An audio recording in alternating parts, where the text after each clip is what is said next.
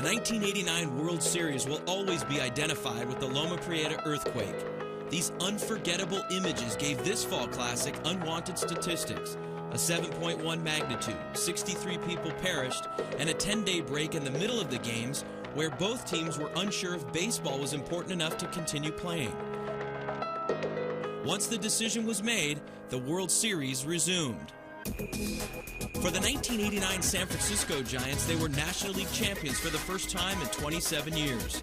They were looking for their first world championship as the San Francisco Giants. This unique blend of players and coaches were brought together every day that season by a man who was the driving force of a term which captivated a team, a city, and an entire region. And this expression follows him to this day, Hum Baby. Now, Dwayne Kuiper. The images are still vivid in the minds of Giants fans from 20 seasons ago. Welcome, everybody, to Inside the Clubhouse, the 1989 Giants. I'm Dwayne Kuiper. Probably like you, this is a personal story. As Giants fans, we all remember the summer and fall of 1989. Like now, I was a Giants broadcaster then, and I can tell you firsthand that this was a special team with unbelievable camaraderie, and it all started with the Hum Baby himself, Roger Craig. We had a lot of family things together. We off days we'd all get together, maybe have a big picnic or something. And the club, what I liked about my ball club on the road, these guys would all go out together, and the pitching staff, you might see the whole pitching staff in a restaurant sometime. Our chemistry started in the clubhouse before we got on the ballpark. We was like a family, man. We did everything together, man, you know, and we all clicked. Like Will Clark, the Thrill, Robbie Thompson, Uribe was solid. You start seeing the different makeup of the team. You had a leader for the pitching staff, Mike Krukow, crazy Krukow. Pooch Fahey, wait a second, we got to talk to Pooch Fahey. Pooch, we paid $5,000 to see him lose all that hair. Another thing you have to deal with here is the media. As you see, Bob Brenly's giving an interview right over here, and we're interrupting it, which is one of the cardinal sins. The media guys hate that. You know, every once in a while, a group of guys get together that absolutely commit to one another, 100% commit to the guy. And there was no talk of hunting trips or golf trips or anything in that clubhouse year, that whole year, other than baseball.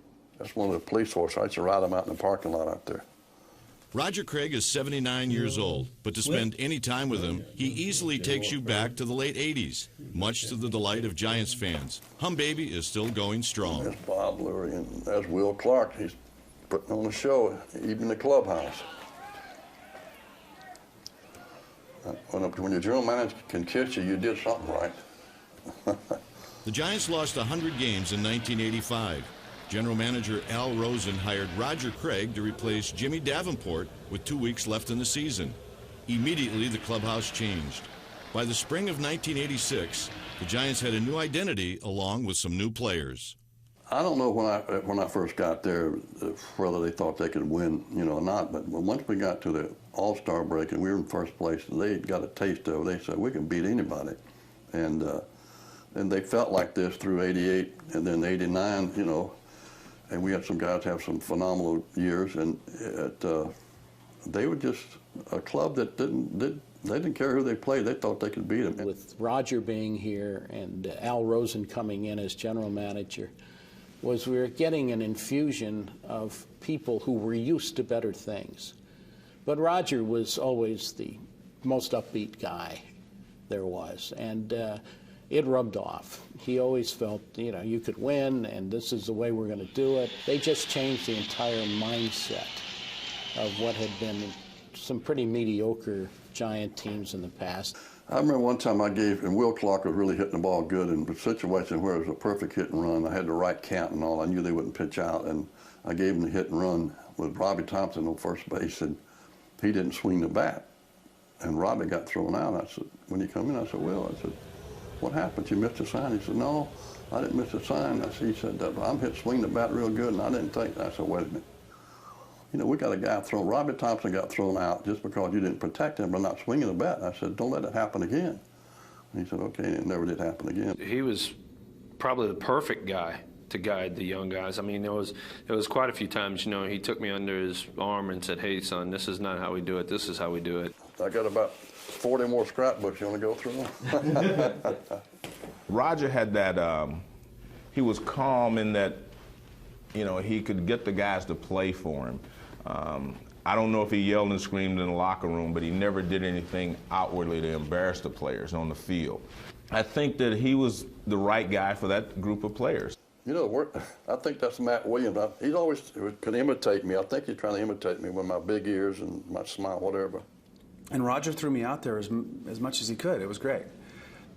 You know, having the Giants take me #1, I knew that I had to prepare to go play. And at that point, I thought, well, you know, if things work out, I've got a chance. It's a long way, you know, from rookie ball to the big leagues, but I knew that I had a chance if I worked hard and improved enough. And ultimately, it was a lot of trials and tribulation, but it worked. And Robbie Thompson, one of those guys that didn't get much recognition, but I'll tell you how much I admired Robbie Thompson. In 19, we got a 1-run lead and 2 outs. I always say on the bench, hit the ball to Robbie, hit the ball to Robbie, because I know the game's over. And finally getting a break in '86 and, you know, getting a chance to play in spring training, and, you know, all of a sudden is where this kid come from, and, you know, making a club out of AA and hearing all the stuff in the back as far as this guy's going to be back in, you know, AAA in a week or 2 weeks, 3 weeks, he's never going to make it. And, you know, it kind of helped burn the fire, you know, fuel the fire a little bit for me. Brett Butler was a great leadoff hitter, and great. He could really bunt well. He's the kind of guy when you manage against him, you always said keep him on bases, because, you know, he can steal bases. He's was a good defensive outfielder, and he was in his own way. He was a good leader too. Roger brought Hum Baby. I still to this day I'm not really sure what Hum Baby was, but the one thing, he helped us all relax.